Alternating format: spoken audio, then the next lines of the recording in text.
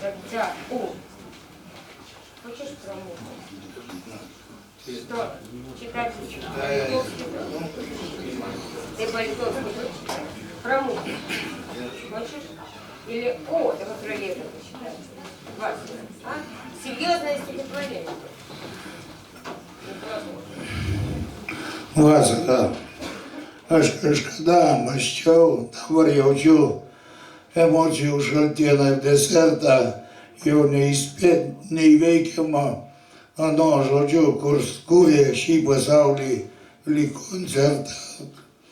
Norėjo garso, gavos valtorna, kornetas, saksofonas, dūdos vario, metalo laužo ne viena tona, gal į patrankas perlydys po karo.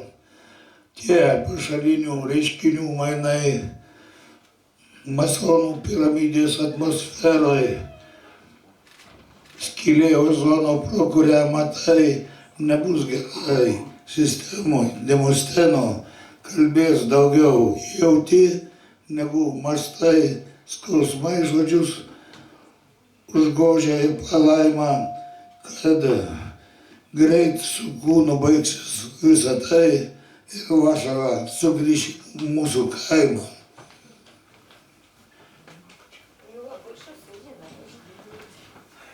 Лето. Я раньше думал, а теперь слабо. Все чувствую от супа до десерта. И никуда не скрыться от того, кто создал мир по образу концерта. Хотел он звука, вышел саксофон, колокола, валторны, погремушки, металлолома много мегатонн. Пройдет война, перекуют на пушки. Пустой парад бесславных перемен. Масоны в небе лепят пирамиды. Жует морские камни Демосфен в бегах от настигающей Фемиды. В озоновую дырку взор вонзя.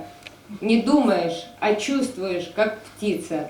Вот скоро с телом кончится возня, и лето к нам в деревню возвратится.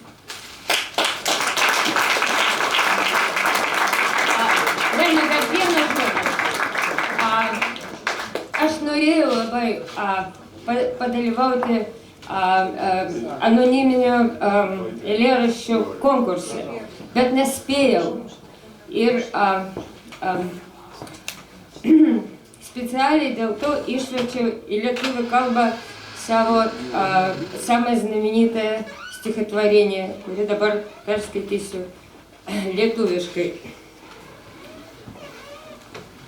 Mes nereikalingi epochai.